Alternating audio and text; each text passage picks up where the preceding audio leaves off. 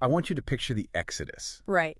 If you grew up with any exposure to Western culture, whether through, religious texts, historical documentaries, or just big Hollywood blockbusters, your brain immediately loads up a very specific cinematic map. Oh, absolutely. The classic imagery. Yeah, you see the Nile River winding through the desert. You see the towering pyramids, the Sphinx in the background.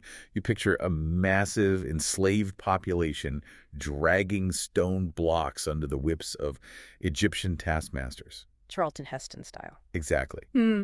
And ultimately, you see a long, desperate march across the Sinai Peninsula, culminating in the parting of the Red Sea. Right. And the thing is that geography isn't just a backdrop, it is the fundamental architecture of the story. It is so ingrained in our collective consciousness that questioning it feels almost like questioning whether water is wet. Which is exactly what makes the work of Dr. Khaled Waleed such a profound intellectual disruption. It really is. I mean, if you were willing to follow his methodology, he essentially asks you to take that mental map we all have, crumple it up, and throw it away. Just entirely toss it. Completely. He removes the Nile from the equation entirely. He bypasses the Red Sea. He argues that, according to his research, we have been pinning one of the most consequential narratives in human history to the completely wrong continent. And the craziest part for me is that he isn't doing this based on, some newly discovered mystical tablet or some fringe conspiracy theory. No, not at all. That is what makes this deep dive so compelling.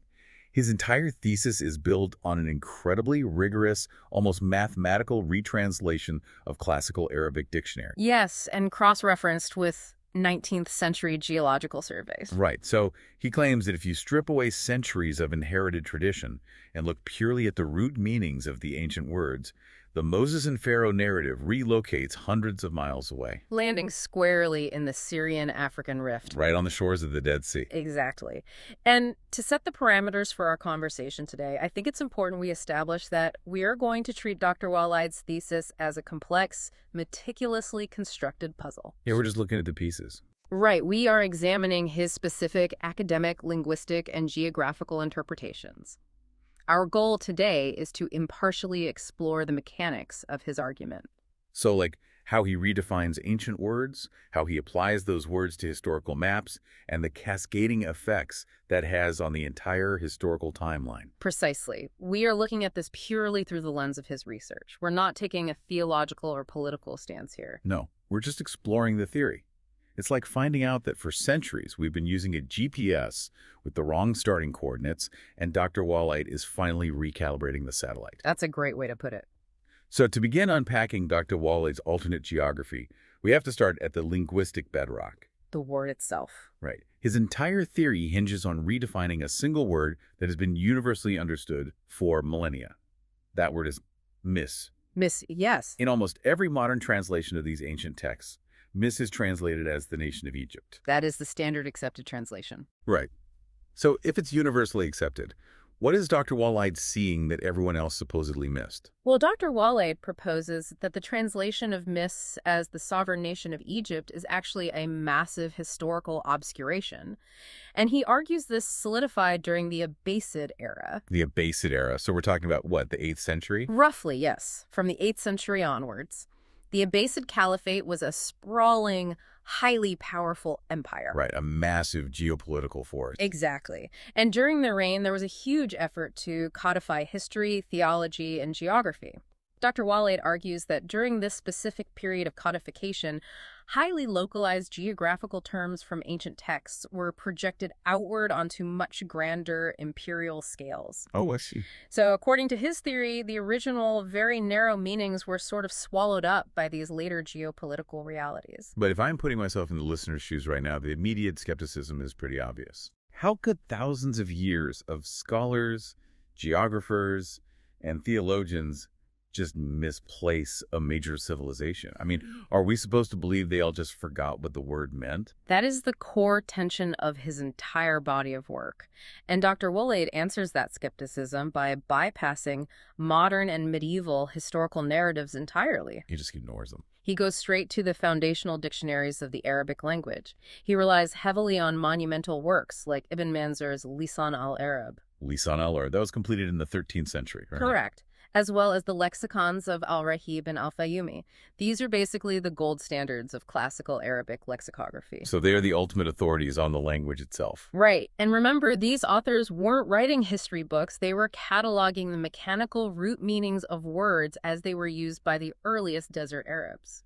So they're essentially linguistic time capsules. That's a perfect description. Okay, so when Dr. Waleed looks up the triconsonantal root MSR in these time capsules, what does he actually find? He finds that MSR has absolutely nothing to do with a nation-state. Really? Nothing at all? Nothing. It does not mean a sprawling empire on the Nile.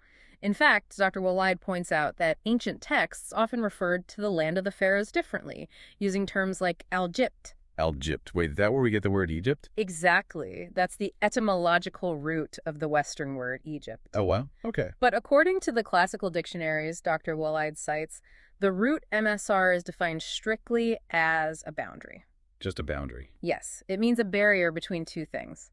In the context of human settlement, he argues it translates closest to what we would call the city limits. City limits. That is a wild shift in scale. It describes a defined, localized town with strict, demarcated borders. So it takes a sweeping imperial epic and shrinks it down to, like, a zoning restriction. Basically, yes. That's fascinating. So when the texts say, go down to Misker, traditional history reads that as a command to cross the desert into the foreign nation of Egypt. Right, a massive international journey. But Dr. Waleed is saying the literal Arabic translates to go to the boundary. Yes, exactly. Go to the city limits. And he doesn't stop with just the Arabic. He looks at other languages. He reinforces this definition by analyzing the biblical Hebrew equivalent, which is Mizrayim. Mizrayim, right? Now, Hebrew and Arabic are sister languages, so they share deep morphological structures. In Hebrew, the suffix aim denotes a dual form. Okay, so it means two of something. Yes. So, according to Dr. Waleed, Mizrayim literally translates to two boundaries, or two opposing fortresses, specifically separated by a body of water, or a sea. Two boundaries separated by water. Correct. So, in his view, it is an explicit geographical description of a border zone. It is not a proper noun for an African country. Wow. Okay, let's unpack this. If we accept Dr. Waleed's linguistic premise that Mizrayim simply mean a fortified boundary zone separated by water, it creates a huge immediate problem. Right. We have to take the pin out of the map over the Nile Valley. So where does his research place that pin instead? Where is this specific dual boundary actually geographically located? This is where Dr. Waleed's methodology shifts from classical linguistics to 19th century cartography. Oh, this is the map part. Yeah.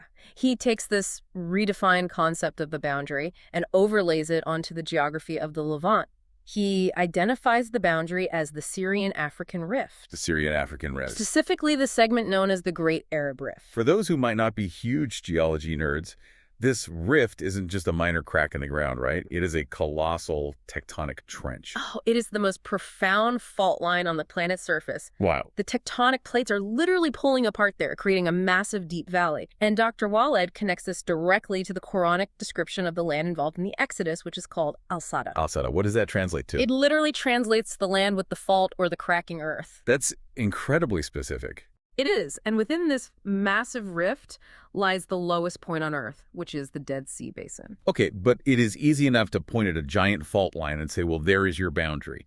But how does Dr. Waleed definitively tie the specific word Mizeh to the shores of the Dead Sea? Well, he looks to the meticulous work of Victorian-era explorers. The 19th century surveys you mentioned earlier? Exactly. Dr. Waleed extensively cites maps produced between 1871 and 1877 by the Palestine Exploration Fund, or the PEF. Okay.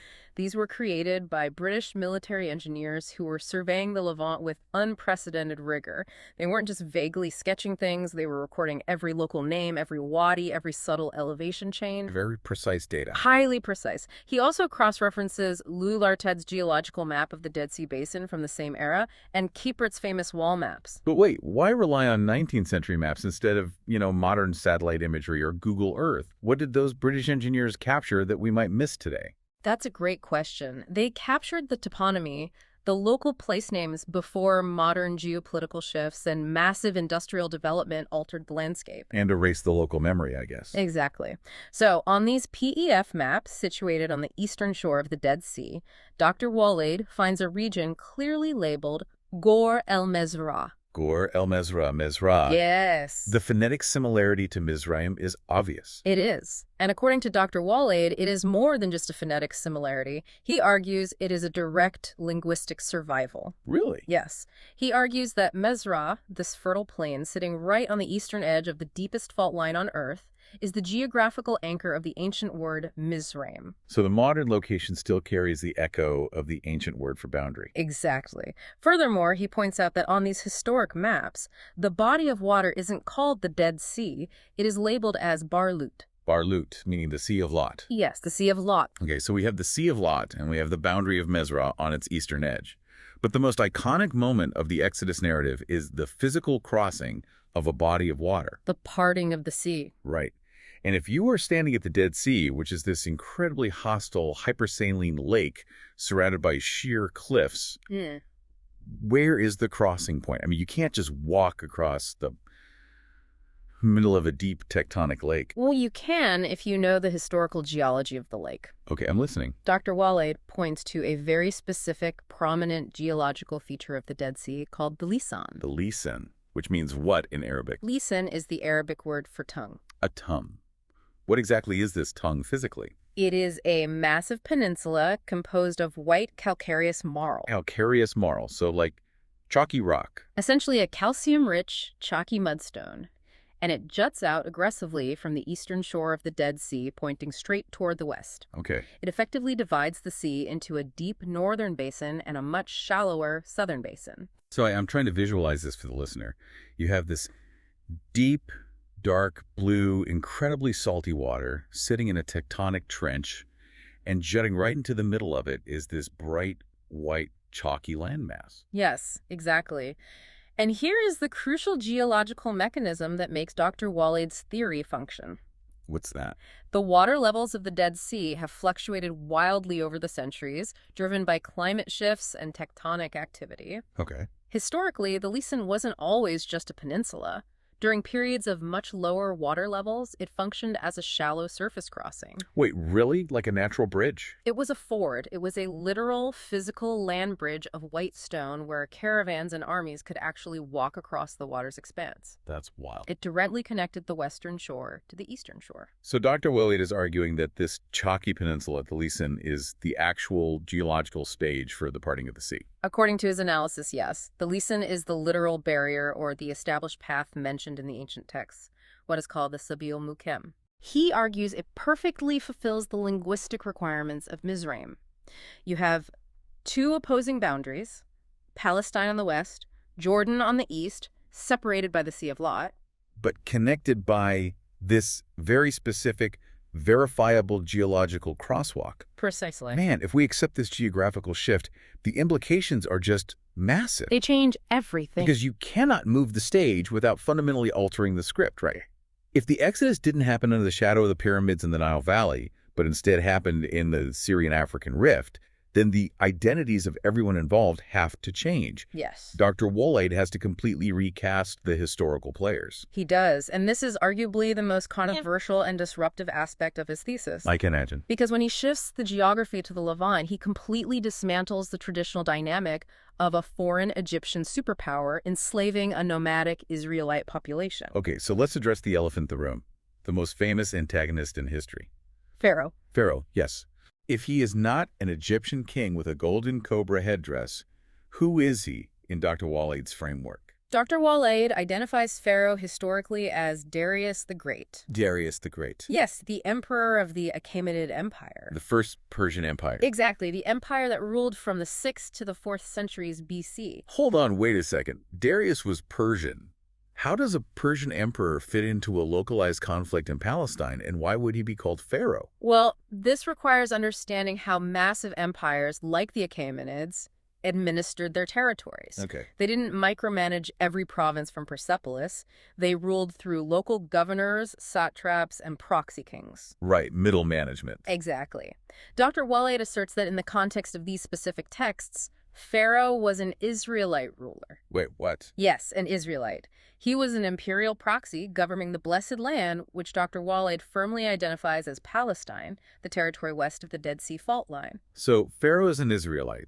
That completely upends the traditional understanding. It flips it on its head. We usually think of Pharaoh as the ultimate foreign oppressor, right? Like a completely different ethnicity and religion from the people he was enslaving. But under Dr. Waleed's reading, Pharaoh is a local imperial ruler.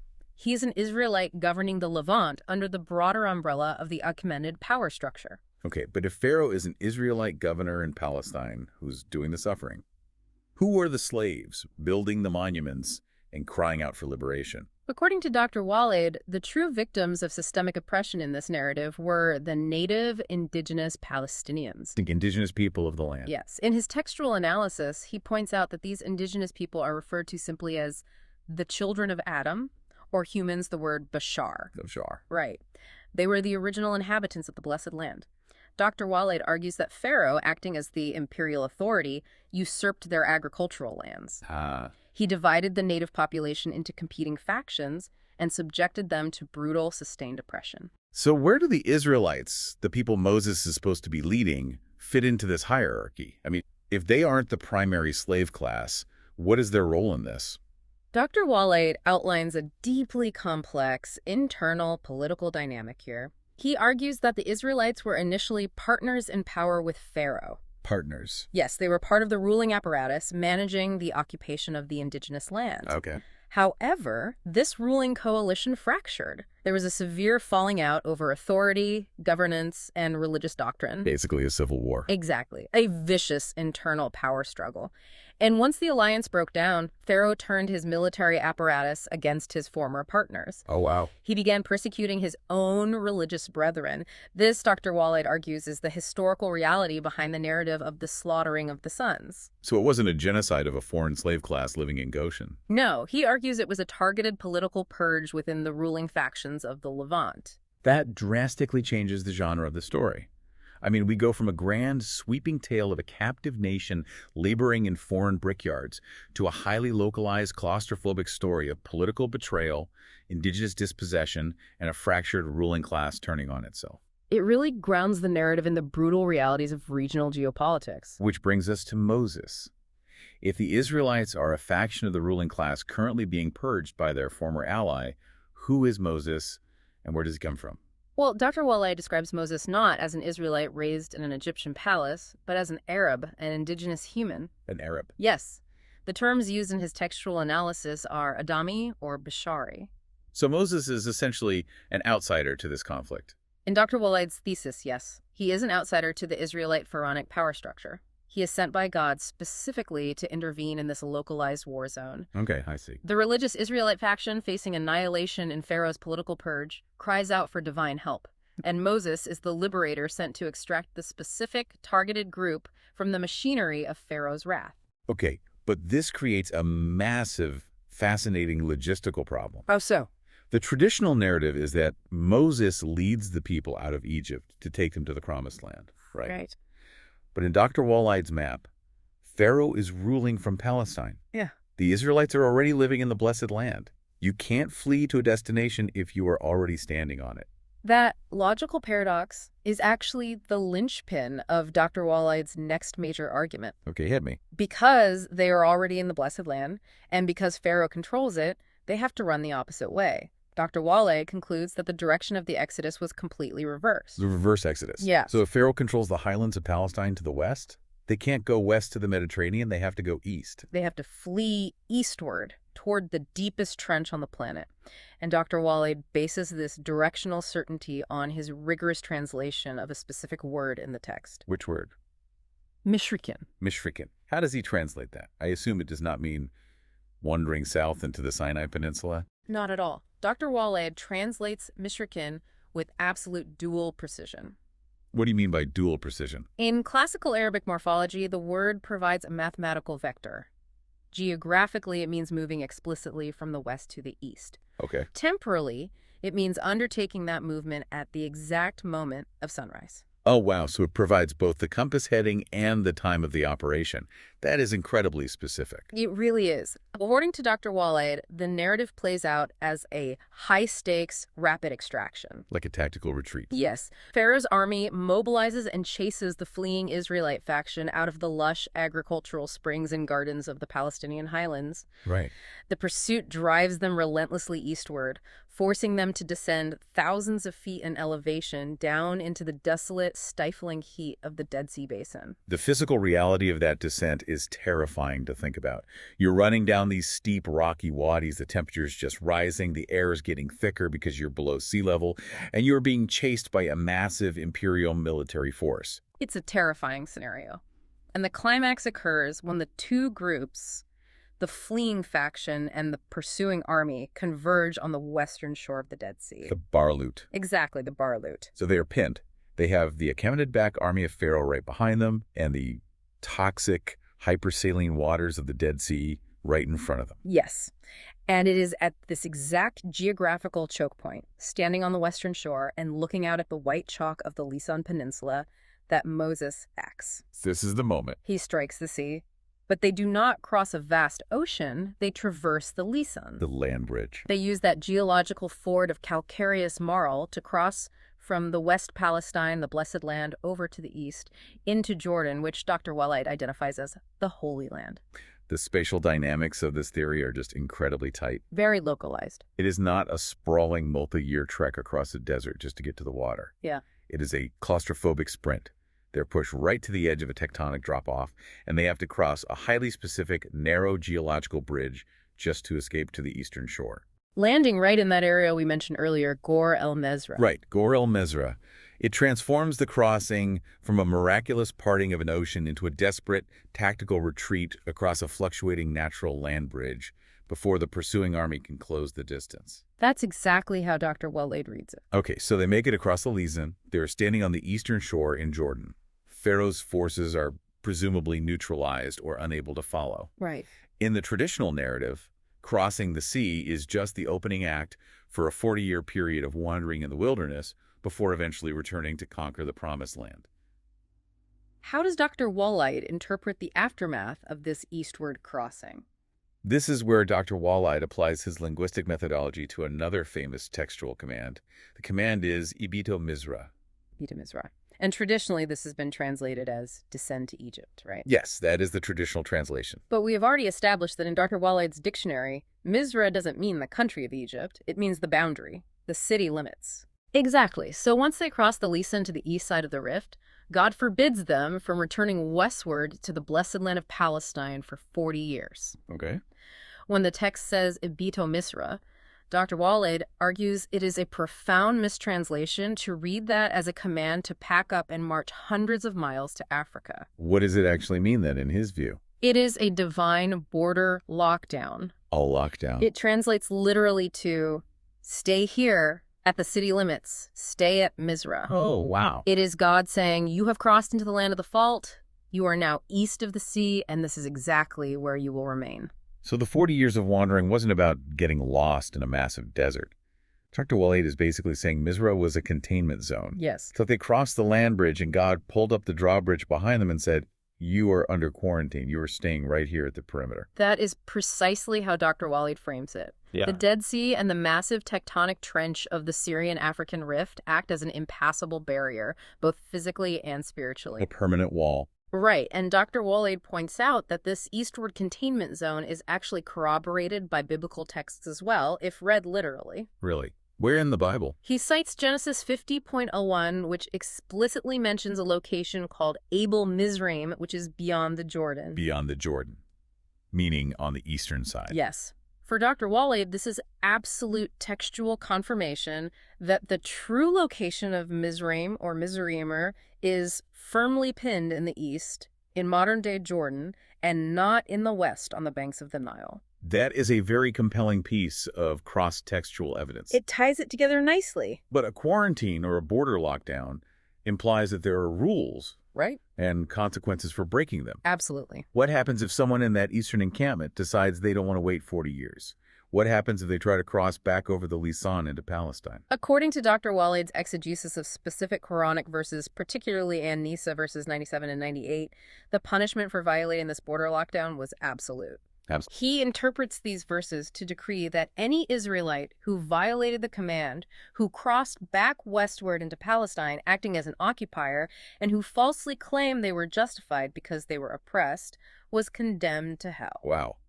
That completely inverts the morality of the traditional story. It does. Returning to the land wasn't a righteous, divinely ordained conquest. In Dr. Waleed's view, it was a supreme violation of a divine treaty. It was an act of unauthorized occupation.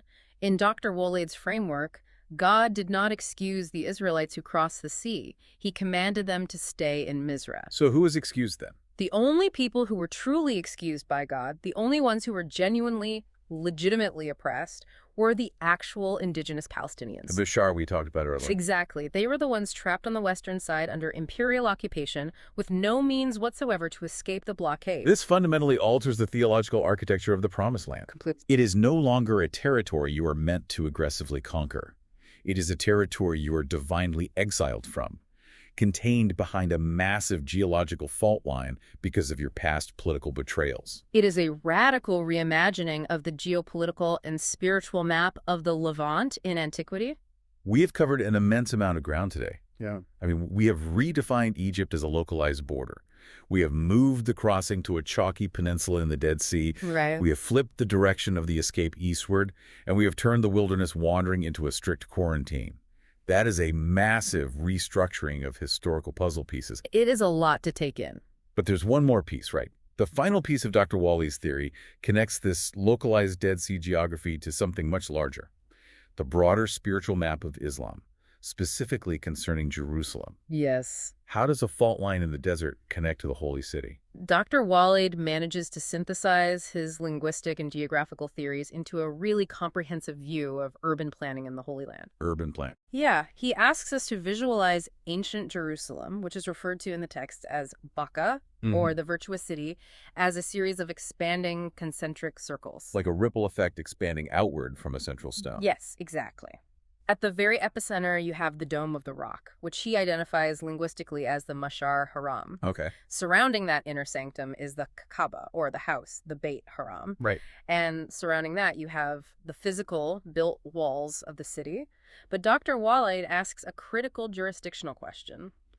Where does the spiritual authority and the geographical boundary of the city actually end?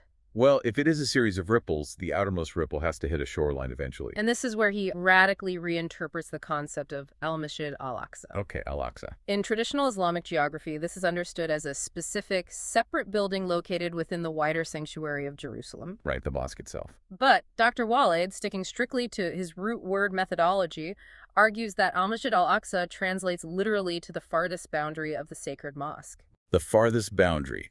Let me guess where that expanding boundary finally stops. I think you know. It expands eastward from Jerusalem, descending down through the Judean hills until it hits Mister.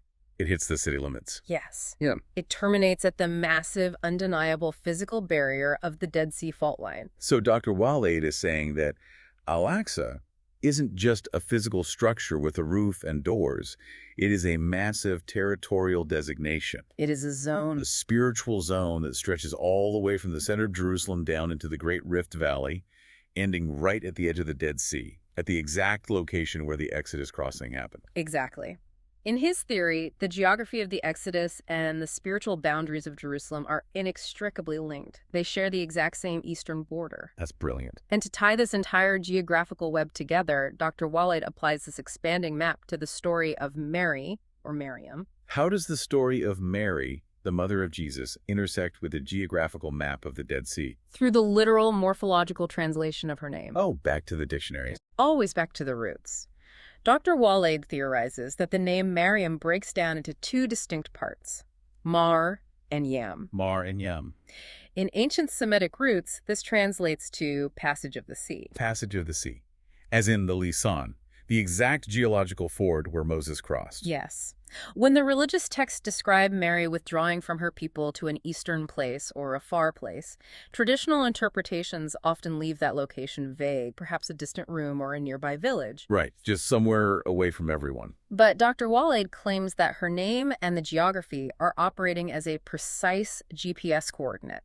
Wow. When she withdrew to the eastern place, she literally traveled to this exact eastern boundary. She went to Gor El Mezra at the edge of the Dead Sea, to the very location of the ancient crossing, the Passage of the Sea. That is a breathtaking synthesis. I mean, whether you agree with his conclusions or not, you have to admire the architectural integrity of the theory. It's remarkably consistent. Dr. Waleed takes the linguistic roots of Misr, the 19th century British mapping of the Great Arab Rift, the directional vectors of Mishrakim, and the spatial boundaries of ancient Jerusalem. And he makes them all converge on a single, highly specific pin on the map. The chalky peninsula of the Dead Sea. Right. It is a profoundly cohesive system, provided you accept the initial premise of his root word translations. Which is the big leap. Exactly. He strips away centuries of what he views as inherited assumptions, centuries of tradition that continuously reinforce the idea that these events happened in Africa. Yeah. He discards the geopolitical realities of the Abbasid era, and he rebuilds the narrative purely from the mechanical meanings of the ancient words and the harsh physical geology of the Levant. It really is a masterclass in challenging fundamental assumptions. We have covered a vast amount of intellectual territory today. We certainly have. We started by taking the word Egypt and shrinking it from a massive empire of pyramids down to Misr, a strictly defined border zone. We shifted the epic parting of the sea away from the Red Sea, placing it in the deep, toxic expanse of the Dead Sea over a fluctuating bridge of white marl. The Lisan.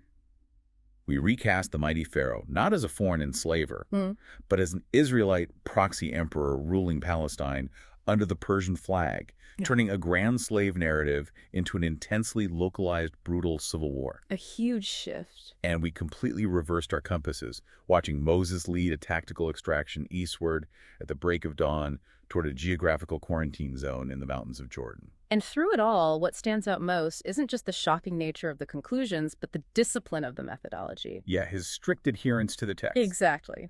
Dr. Waleed forces the reader to ask a very uncomfortable question.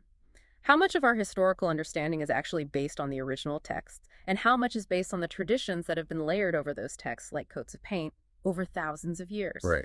His approach is to scrape away every layer of paint and look only at the original wood, the literal words, and the hard earth. It really forces you to look at the maps in the back of your history books with a very different kind of skepticism. Which leaves us with a final thought to mull over for everyone listening. If Dr. Waleed's rigorous, root-level linguistic approach is applied to other ancient historical texts, it makes you wonder, how many other ancient empires, epic battles, or legendary lost cities are currently pinned to the completely wrong continents on our modern maps, just waiting for someone to open a 13th century dictionary and translate their names correctly?